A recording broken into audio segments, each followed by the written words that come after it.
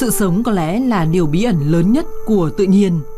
Liệu rằng có phải sự sống chỉ tồn tại trên hành tinh của chúng ta?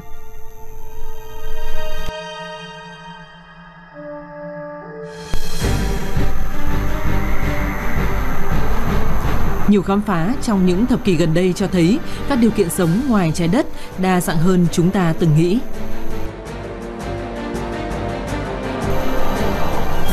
Chúng ta có thể tìm thấy dấu hiệu của sự sống trong những đại dương bên dưới lớp băng dày hàng km như trên vệ tinh hay còn gọi là mặt trăng Europa của sao Mộc. Hoặc trong các đài phun băng kéo dài hàng trăm km vào không gian như trên mặt trăng Enceladus của sao Thổ. Hoặc tại các nơi có cảnh quan trông giống như trái đất, với núi, thung lũng, mây và hồ chứa metan lỏng hoặc ethan, ví dụ như Titan, mặt trăng lớn nhất của sao Hỏa. Nếu sự sống được tìm thấy trong những thế giới xa xôi này, thì nó cũng có thể tồn tại ở những nơi khác trong vũ trụ. Nhờ các kính viễn vọng không gian hiện đại, giờ đây chúng ta biết rằng có thể có hàng tỷ hành tinh giống như trái đất chỉ riêng trong thiên hà của chúng ta. Rất có thể sẽ có hành tinh mà sự sống tồn tại.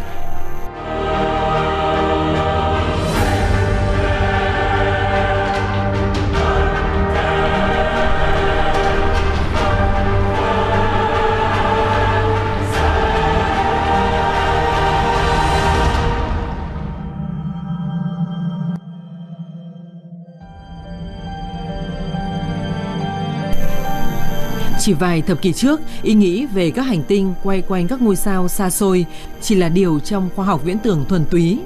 Đến năm 1992, qua các quan sát được thực hiện từ trái đất, chúng ta lần đầu tiên xác nhận sự tồn tại của ngoại hành tinh.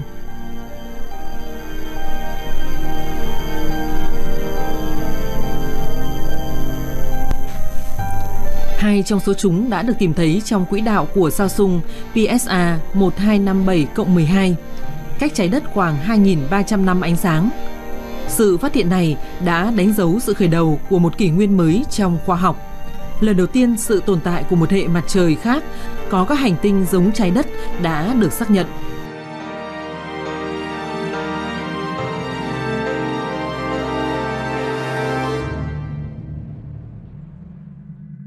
Tuy nhiên, nhà thiên văn học Fergal Mullally thuộc Trung tâm Nghiên cứu NASA Ames giải thích rằng sao xung không phải là một ngôi sao như mặt trời của chúng ta và gần như không phải là môi trường có sự sống. Sao xung là tàn dư sau khi một ngôi sao thực sự lớn phát nổ, và nó ra đời thay vì một lỗ đen được tạo ra. Ý nghĩa thực sự của phát hiện này là lần đầu tiên sự tồn tại của các hành tinh bên ngoài hệ mặt trời của chúng ta đã được chứng minh, ngay cả khi điều kiện cho sự sống ở đó rất kém.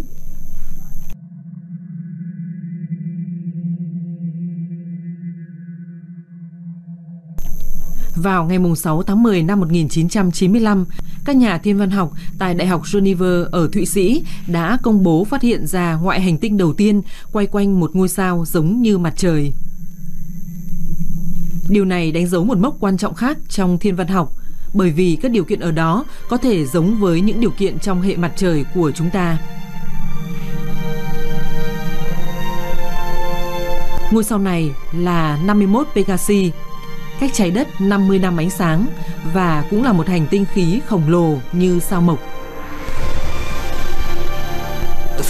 Ngoại hành tinh đầu tiên được tìm thấy xung quanh ngôi sao giống trái đất của chúng ta được gọi là 51 Pegasi b. Nó là một hành tinh khác biệt và có kích cỡ rất lớn, lớn hơn và nặng hơn sao Mộc, và nó có quỹ đạo rất ngắn.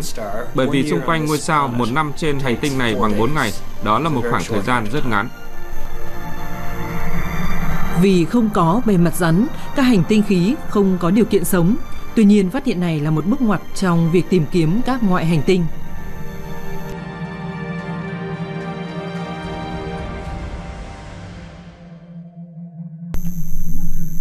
Nhà vật lý thiên văn Susan Mullally từ Viện Khoa học Kính Viễn vọng Không gian ở Mỹ đã giải thích rằng kính viễn vọng không gian Kepler của NASA có tầm quan trọng lớn nhất trong việc tìm kiếm này. Trước khi Kepler ra đời, số lượng các hành tinh trong hệ thống ngân hà khác mà chúng ta biết chỉ đến hàng trăm, và bây giờ chúng ta biết hàng nghìn hành tinh, và đó là lý do tại sao Kepler là một cuộc cách mạng. Từ năm 2009 trở đi, kính viễn vọng Kepler đã tìm thấy các hành tinh trong một khu vực nhất định của dải ngân hà trước khi được thay thế bởi hậu duệ của nó là TESS vào năm 2018. Đối với ông Seth Sotak, hiện đang là nhà thiên văn học cấp cao tại Viện SETI của Hoa Kỳ, đây là một câu chuyện của sự thành công. Trên thực tế, Kepler đã tìm thấy hàng ngàn hành tinh hoặc các thiên thể chưa xác định. Nó là một cỗ máy tìm kiếm các hành tinh. Nhờ có Kepler, hơn 2.300 ngoại hành tinh đã được xác nhận tồn tại vào năm 2018. Dựa trên dữ liệu này, các nhà nghiên cứu có thể ước tính trong bao nhiêu ngôi sao trong thiên hà của chúng ta có thể có một hành tinh giống như trái đất. Câu trả lời là khoảng 1 tỷ. Có bao nhiêu hành tinh trong số chúng hình thành nên sự sống? Và chúng ta không biết câu trả lời, đúng không? Nhưng những hành tinh đó đều có cấu tạo giống trái đất, thế nên thông thường ở đó có thể sẽ tồn tại sự sống.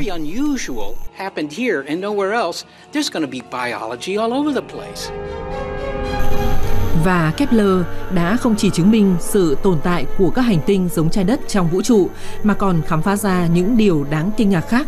Chẳng hạn như có hành tinh quay quanh không chỉ một, mà là 2 ngôi sao được gọi là hành tinh xoay quanh sao đôi. Một trong những phát hiện thú vị nhất từ Kepler là chúng ta thực sự có thể tìm thấy các hành tinh xung quanh các ngôi sao đôi. Và hành tinh đầu tiên được tìm thấy là Kepler 16b. Đây là điều từng được dự đoán là không tồn tại. 2 ngôi sao xuất hiện cùng một lúc chỉ là một phần của khoa học viễn tưởng. Nhưng vũ trụ khác xa với sự tưởng tượng của các nhà khoa học hàng đầu. Và hóa ra loại chuyện này là có thật. Tổng cộng gần 4.000 ngoại hành tinh đã được xác định từ năm 1992.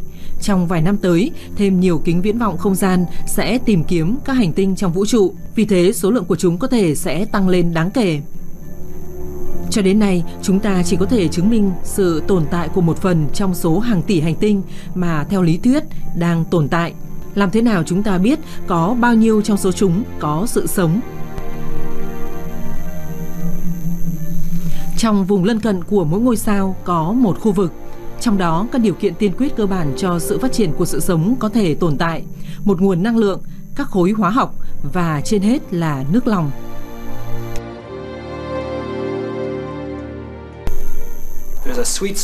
Đó là một vị trí tuyệt vời, một khu vực không quá nóng cũng không quá lạnh. Và chúng tôi gọi đó là vùng sống được. Nếu một hành tinh trong khu vực đó nhỏ, đủ rắn và nếu có nước, thì nước đó nhiều khả năng sẽ ở trạng thái lỏng. Vì thế đó là một nơi hợp lý để chúng ta nghiên cứu.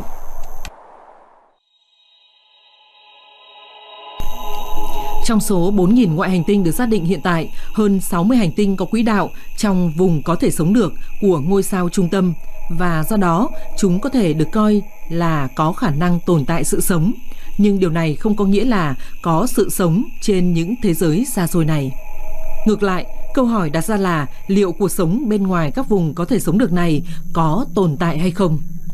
Và kể từ khi các hồ hữu cơ được phát hiện trên Titan, mặt trăng của sao Thổ, các nhà vật lý thiên văn đã đặt câu hỏi về các lý thuyết cho rằng sự sống chỉ có thể tồn tại nếu các điều kiện giống hệt như trên trái đất. Một hành tinh nằm ngoài vùng có thể sống không có nghĩa là hành tinh đó không thể có sự sống. Chẳng hạn như mặt trăng Enceladus của sao Thổ và mặt trăng Europa của sao Mộc nằm bên ngoài vùng có thể sống của hệ mặt trời của chúng ta. Tuy nhiên, chúng có thể có một lượng lớn nước lỏng ở các đại dương dưới lòng đất.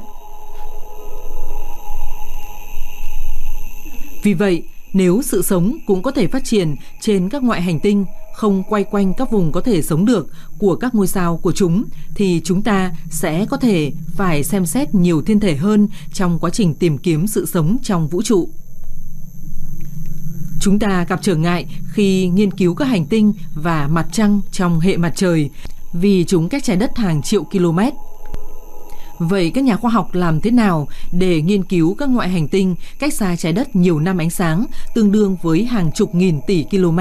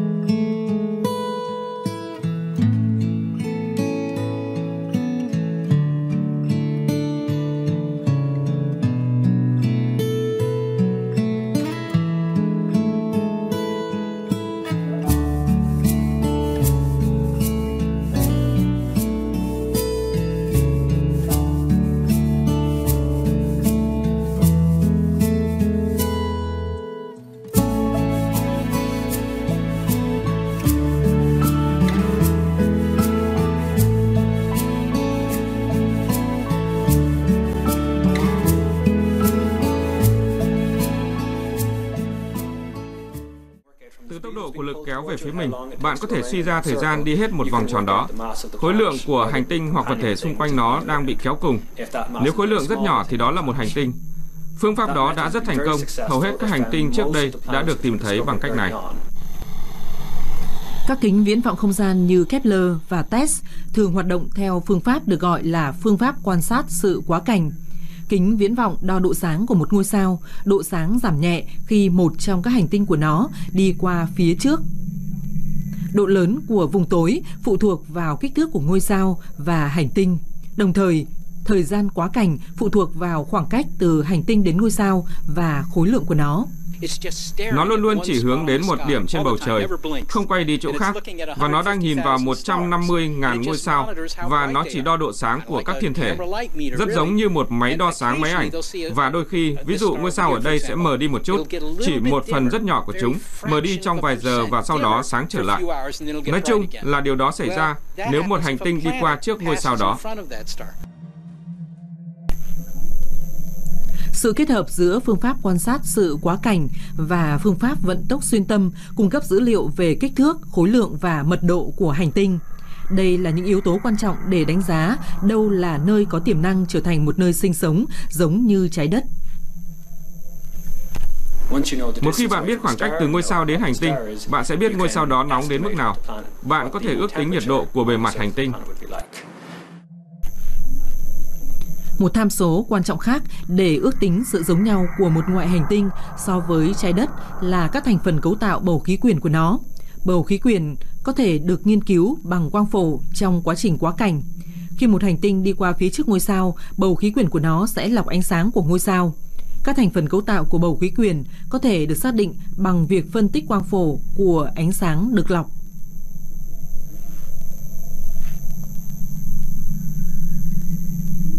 Về mặt lý thuyết, các nhà thiên văn học cũng có thể xác định các hành tinh giống trái đất nhất bằng cách sử dụng một số dấu vết sinh học nhất định. Đây là những khí có thể chỉ ra các hoạt động sinh học. Ví dụ, phân tử oxy mà chúng ta hít thở là sản phẩm của các quá trình sinh học trên trái đất. Sau tất cả những khám phá này, người ta tập trung nhiều hơn nữa vào việc tìm kiếm bản sao thực sự của trái đất.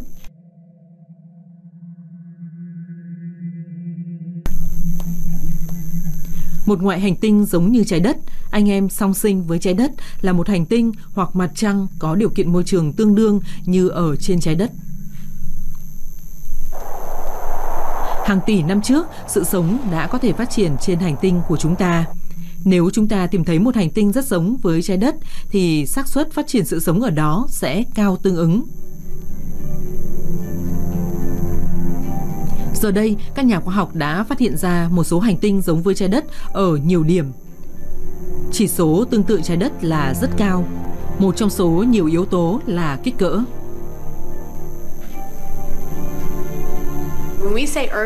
Với Kepler, nếu chúng ta nói giống như trái đất, ý nói rằng nó đủ bé và có thể đủ vững chắc để bạn có thể đứng trên đó, nhưng điều đó không có nghĩa là nó có bầu khí quyển hoặc đại dương. Trước tiên, để được coi là giống như trái đất, ngoại hành tinh phải có mặt đất. Điều này có nghĩa là nó phải có bề mặt rắn, bao gồm các vật liệu tương tự như trái đất. Sau đó, hành tinh hoặc mặt trăng này sẽ phải ở trong vùng có thể sống được của ngôi sao đó và có bầu khí quyển ổn định vĩnh viễn. Nó cũng cần có những đại dương và những đám mây hơi nước giống như trên trái đất.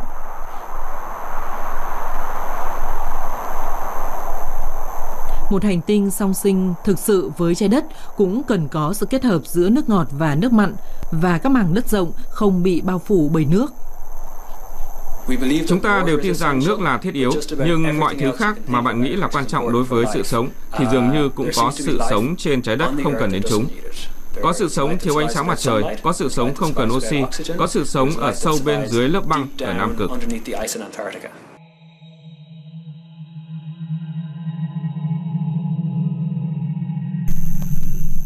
Liệu có tồn tại một hành tinh thực sự giống trái đất trong số hàng nghìn ngoại hành tinh đã được xác định?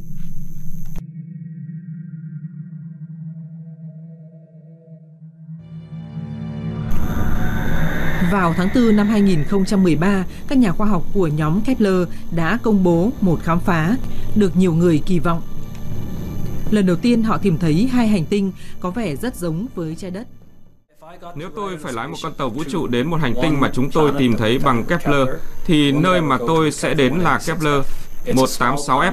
Đó là một hành tinh nhỏ, có thể lớn hơn trái đất từ 10 đến 20%. Dựa trên mọi thứ chúng tôi biết về hành tinh này, nó gần như chắc chắn là có bề mặt rắn và nó cách ngôi sao mẹ của nó một khoảng cách hợp lý.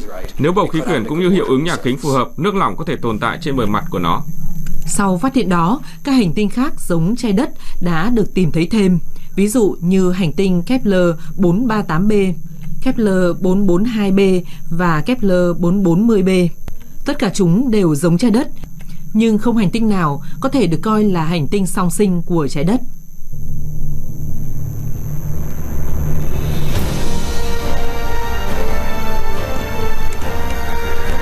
Vào ngày 23 tháng 7 năm 2015, nhóm nghiên cứu Kepler bất ngờ thông báo với công chúng một tin giật gân. Có vẻ như các nhà nghiên cứu đã phát hiện ra một hành tinh giống với trái đất nhất từ trước đến nay, hành tinh Kepler 452b. Ông Fergal Mullally, từng là thành viên của nhóm Kepler trong nhiều năm, vẫn còn nhớ những điểm khác biệt của hành tinh này so với những hành tinh khác.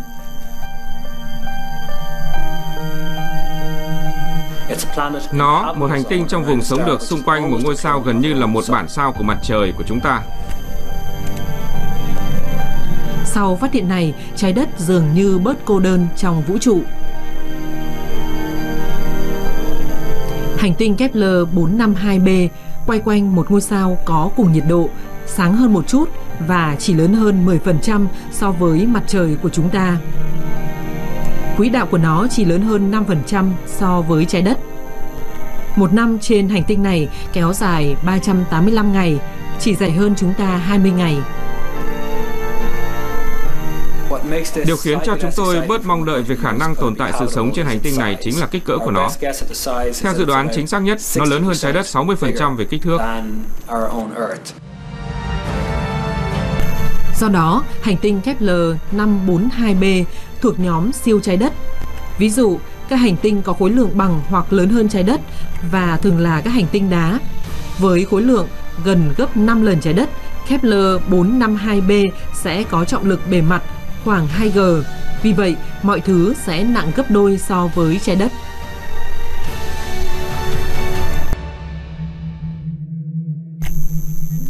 Trong năm 2018, ông Fergal Mullally và nhóm nghiên cứu của NASA bắt đầu hạ Kepler 452b xuống cấp của một ứng viên có khả năng là hành tinh vì không thể loại trừ các lỗi về phương pháp với xác suất 99%. Nhưng ngay cả khi là một ứng viên, vật thể này vẫn thú vị bởi vì nó có thể đã quay quanh vùng có thể sống được của ngôi sao trung tâm trong khoảng 6 tỷ năm, một khoảng thời gian đủ dài để tạo ra sự sống.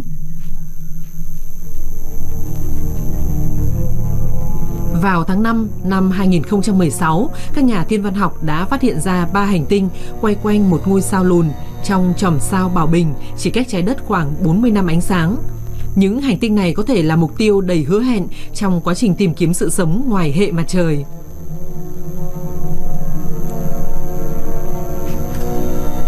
Kính thiên văn TRAPPIST ở Chile đã quan sát ngôi sao lùn đỏ này và theo dõi các hành tinh xung quanh bằng phương pháp quan sát sự quá cảnh. Ngôi sao TRAPPIST-1 được đặt theo tên của kính thiên văn, lạnh hơn và đỏ hơn nhiều so với mặt trời của chúng ta.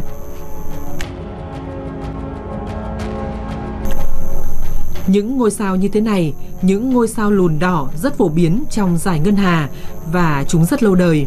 3 hành tinh của ngôi sao TRAPPIST-1 có kích thước tương đương với trái đất và có khả năng tồn tại sự sống. Nhưng trên hết, chúng là những ngoại hành tinh đầu tiên giống như trái đất mà chúng ta có thể kiểm tra các dấu hiệu của sự sống bằng các dụng cụ hiện có. Các ngôi sao lùn đỏ phát ra đủ ánh sáng để chúng ta có thể phân tích bầu khí quyển của các hành tinh đó.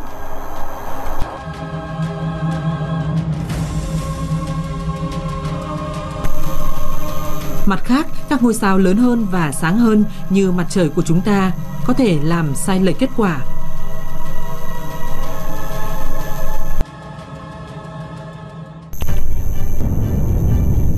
Trong những năm tới, các thế hệ kính viễn vọng không gian mới hơn sẽ được đưa vào không gian để nghiên cứu các hành tinh như TRAPPIST-1 ở một khoảng cách gần hơn, tìm kiếm dấu hiệu sinh học trong bầu khí quyển của chúng.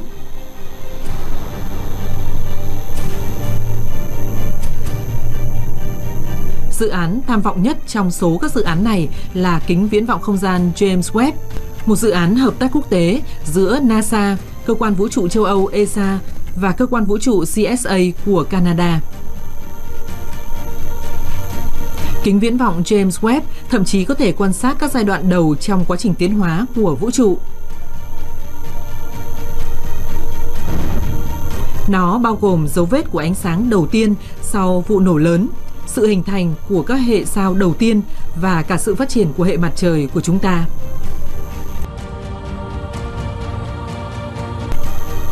Kính viễn vọng không gian James Webb, viết tắt là JWST, có thể phân tích ánh sao chiếu xuyên qua bầu khí quyển của các hành tinh xa xôi để tìm kiếm các chỉ số hóa học của sự sống như oxy, metan, carbon dioxide và nitơ.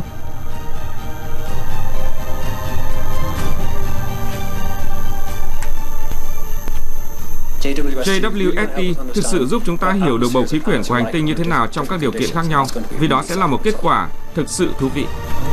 Một bước tiến nữa trong nghiên cứu ngoại hành tinh là sứ mệnh TRIOP của Cơ quan Vũ trụ châu Âu ESA. Các nhà khoa học dự định dùng nó để thực hiện các phép đo cần độ chính xác cao trong các hệ sao, hành tinh để xác định kích thước, khối lượng và bầu khí quyển của chúng.